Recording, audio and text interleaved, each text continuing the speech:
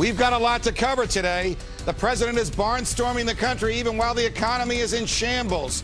Will the president ever learn what we know, that government is best which governs least? That the people are entitled to a government that stays within the confines of the Constitution? That the Constitution was written to keep the government off the people's backs? I have often argued that the reason we have the rise of the Tea Party this election season is twofold. First, the Republicans under President George W. Bush proved themselves utterly unworthy of governing within the confines of the Constitution. They fought 2 illegal wars, created enormous deficits, gave hundreds of billions of your money to rich bankers, federalized education and seniors' prescription drugs, spied on us without warrants, and arrested people without putting them on trial. The second and more controversial reason is the sad similarity in the 2 major political parties today. To demonstrate that similarity, I have argued here at Fox and in my speeches around the country that we don't even have a 2-party system any longer. We have one party, the big government party. It has a Republican wing that likes deficits, corporate welfare, assaults on civil liberties, and war. It has a Democratic wing that likes taxes, individual welfare, assaults on commercial liberties, and war. Both wings of the big government party think that government can right any wrong, regulate any behavior, and tax any event. Now along comes the Tea Party, and on paper, it stands for basic Jeffersonian principles that the federal government can only regulate in the 16 areas of behavior that the Constitution gives it, that our freedoms come from our humanity, not from the government, that the states which have given power to the feds can take it back, that we are entitled to sound money and only the gold standard can produce that, and that we should only fight defensive wars. It sounds straightforward, libertarian, and constitutional. But do they mean it? Or will even the strongest of Tea Party candidates, once elected, join the ranks of big government? I firmly believe that Tea Party candidates will win next month and will go to Washington intending to preserve our freedoms. But once there, will they change Washington or will it change them? With me now is just the right person to talk about all this, Congresswoman Michelle Bachmann. She's a good friend of mine. She's also chair of the House Tea Party caucus. Congresswoman Bachmann, I know you're in the midst of a campaign. You're kind enough to join us, and thanks for coming on the Glenn Beck program. Let me get right down to it. Do people change when they get to Washington? Is the essence of the congressional task one of compromise with one's ideological opponents? And if so, how could anybody stick to their principles? Well, Judge, I have watched people come into public office, and I've watched them melt like wax under the Klieg lights of the pressure from the special interest groups and the lobbyists. A person needs to know very strongly who they are and what they believe before they ever go to Washington, D.C. They also need to know that they are somebody before they ever get to Washington, D.C., or before they ever have a title in front of their name. If a title is what makes them important, then people will do anything to hold that title. I think we're seeing candidates run in this election cycle who know who they are, who know what they believe, and who won't be so susceptible to melting when they get to Washington, D.C. And to that end, as a part of the Tea Party caucus, I am going to be starting classes on a weekly basis for our new members of Congress on the Constitution. And I'm asking experts from around the country to come in every week and teach our constitutional principles. And Judge, I'll ask you right now on national TV if you'll come in and be one of our experts and lead our members of Congress in these principles. I'm serious about this because we have to make sure that they know what it is that we're swearing to uphold. I'm deeply flattered about the offer, Congresswoman, and I thank you for it. But do you agree with me about the reasons for the rise of the Tea Party? That the Republicans, when last they ran the show, ran it as if they were liberal Democrats or Republicans in name only?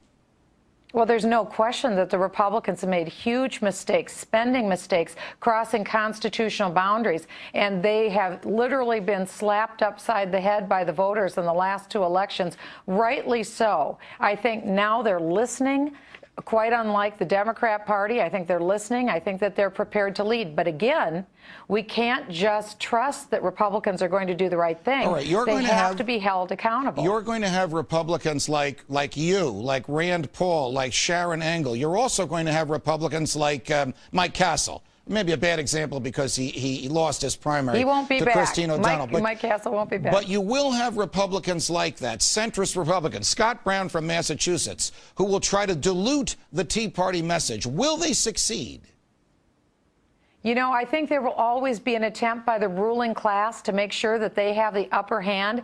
But this is a very different election. This election, Judge, captures the spirit of 1776. And I don't think that the American people are going to stand for a moment for their members of Congress going into the usual default position of Washington, D.C. and the ruling class. Okay. I think you're going to see a very different insurgency in January of 2011. I understand that the Tea Party movement and you and many Republicans, and I agree with you, do not want to spend more than we take in, do not want to legislate in areas that the Constitution doesn't authorize. But what about the area of civil liberties? For example, Congresswoman Bachmann, should the government be able to hack into your email without a search warrant from a judge? I think that's a very serious issue and one that I don't think anyone wants to see happen going forward. But it happens under the Patriot Act, which many Republicans, most respectfully yourself included, voted for. That's true. The Patriot Act was a bundle of different measures that were put together in response to the terror attack on 9/11. Clearly, the federal government needs to have the appropriate authority to deal with the issue of terror. But on the other hand, it can't be at the expense of civil liberties. You know better than anyone else, Judge, that's what the Bill of Rights is all about, to secure our individual liberties from an overweening, huge, bureaucratic, large, big government. And so we've got to get the balance and the tension right between individual liberties and the government's prerogative and duty to keep the American people safe. You know, if I teach that class for you, I'm going to argue that it's not a balance, it's a bias in favor of human freedom. Freedom is the default position. We'd love it if you do that. Come and teach. Thank you, Congresswoman Michelle Bachmann. We appreciate your time. Now thank you. Now the big story on your mind, your money. Up to 40 state attorneys general are expected to announce an investigation into the mortgage servicing industry. This comes as mortgage service companies have been accused of submitting fraudulent documents in thousands of foreclosure proceedings all across the country. Now some on Capitol Hill are calling for a moratorium on all foreclosures until the documentation issue is resolved. Will this help? John Tamny is the editor of Real Clear Markets. Nancy Skinner, host of The Nancy Skinner Show. And Charlie Gasparino, aside from being the greatest business reporter in the world, is my friend and my colleague on the Fox Business Network. He's also the author of, you can see it right there, Bought and Paid For, the unholy alliance between Barack Obama and Wall Street. Nancy, to you first. Democrats in Congress, even the president resisted them, wanted some sort of a national moratorium on mortgage foreclosures, a law that the Congress would enact, which would tell state courts, thou shalt not hear these mortgage foreclosure cases until we tell you to. Do you go along with that? You know, I do. Judge, because if banks are actually, as we have evidence now, and this needs to be investigated, and I don't think it has to be long-term, a very short-term moratorium, but if they are foreclosing fraudulently on my neighbor, then the value of my home goes down, and we have this downward spiral in the housing market. So we already have knowledge that some of the Bank of America and others signing 8,000 foreclosures without even looking at those documents. Okay, but what business is it of the federal government? Is criminal. It's criminal. But it's not. Nancy, these are state cases in state courts, and the Supreme Court has already ruled that the Congress can't tell the state court systems how to operate. Isn't this just a political ploy whereby the Democrats want to make people think they're doing something for them, which they know or ought to know is patently unconstitutional? If the federal government is trying to revive this economy and these banks are taking criminal action to hurt the economy, it is the duty of the government to go after those banks and stop fraudulent and criminal activity. All right, John, what happens to the economy, big picture, if all mortgage foreclosures are stopped? Even the good ones, even the ones where we know who owned the paper and we have the proper documentation. Well, I mean, I think first off, what it's going to mean is that housing can't reach its natural level. And that's essential, so that we need this market signal telling investors to stop putting money into housing and get it into productive assets. Well, let's be honest, this should not surprise us what's happening in Congress. When the banks were bailed out, and they should not have been, basically they were bought and paid for by Washington, and Washington is coming back to get what it wants from them. When you take government money, you are essentially working for political masters that don't care about profits. And now with elections coming up, is it any surprise that Congress is coming back and saying, stop foreclosures? This is kind of a crucial time for us. All right, Charlie, on the front cover of this book, Bought and Paid For, The Unholy Alliance Between Barack Obama and Wall Street, you have pictures of the president in front of the White House with pigs. Who are the pigs? Well, the pigs are the heads of these banks. And I'll tell you, John was exactly right. Listen, this is a BS scandal. People are not being thrown out of their homes for any other reason than, you know, some guy didn't dot an I or cross a T. I mean, people can't afford their homes. That's why they're leaving. Right. They're foreclosing on. But what John said is absolutely right, and it was the point of Bought and Paid For, is that there is this unholy alliance. And, you know, once you get bailed out by the federal government, you are wards of the federal government. And every now and then, you're going to have to be part of a political ploy. All right, tell me if my scenario is right, Charlie, and I'm basing it on a historical example. If people know that they won't be foreclosed on their homes, they may just stop paying their mortgages. What will happen to the banks that require and expect those billions of dollars to come in every month? Well, what the banks want to do now is foreclose on those homes so they can sell them to people that can afford them. What this process is doing is preventing that from happening. So you're preventing the sort of price discovery that needs to be done in the market so we know where mortgages, where housing should be priced at.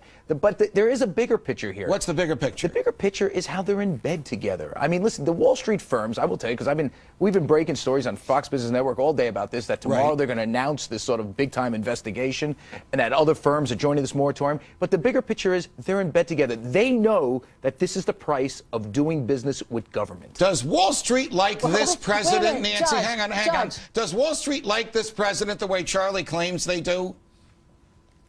Well, you know, I think they like this president because he stabilized the economy under meltdown. And he helped them make billions of dollars in bonuses, Nancy. Billions. Look at the Wall Street Journal today. Right. Billions of bonuses just a minute after the financial collapse. And here's the problem. And here's the problem with that. We bailed out those banks because they told us our entire economy was going to melt down. And now 50% of the revenues of banks are going out in compensation. Why did Barack Obama keep? Here's the question I ask you. Why did the president? Why did this president keep the bailout mechanisms in place for 2 years? Every time he calls him a fat cat, it's shame on him, as my book points out, because he made them fat. Nancy. You don't give them money. You don't put this money out there. TARP was a Bush-initiated project, and there was. How about the low interest rates? How about all the guarantees on debt? Nancy, both parties are to blame here. Nancy, $2 trillion has been spent since the beginning of TARP. About $750 billion under Bush, and the remainder under President Obama. You can't point a finger at one of the two parties. Neither of them understands how the economy works, because unemployment is just as bad now as it was before they started to spend the $2 trillion. So the whole theory, Judge, just let me finish. If you are paying 50% of your bank's revenues out in compensation, $100 million bonuses, tax deductible, and not lending it to people so that they can start businesses, hang on, Charlie. Shame I got to bring John. And that's a problem. John Tamney, the Wall Street bonuses, they were enormous. It is projected that Wall Street will earn a profit in 2010 of $450 billion. Do the folks who got those enormous bonuses deserve them? And if they do, what does it tell us about the economy? I think they deserve them. I think Wall Street should be able to pay its employees as much as it possibly can. I am for profits. But here lies the problem, once again, with being in bed with government. When you take bailout money, you get the good with the bad.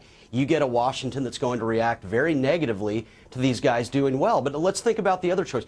We claim to love profits, but in this scenario, what if they didn't pay them the proper wages? They would all leave the banks, and the banks would be even weaker. John, here's the problem. It's not just TARP. There's guarantees and benefits that this administration has heaped on Wall Street. They are not making money the good old-fashioned capitalist way. This is crony capitalism. Listen, my book points it out. Hook, line, and sinker. You will see, if you read this book, just how many ways they made money out of this administration. Obamonomics. You had winners and losers. The losers were Main Street, 10% unemployment. The winners are Wall Street, $140 billion. Nancy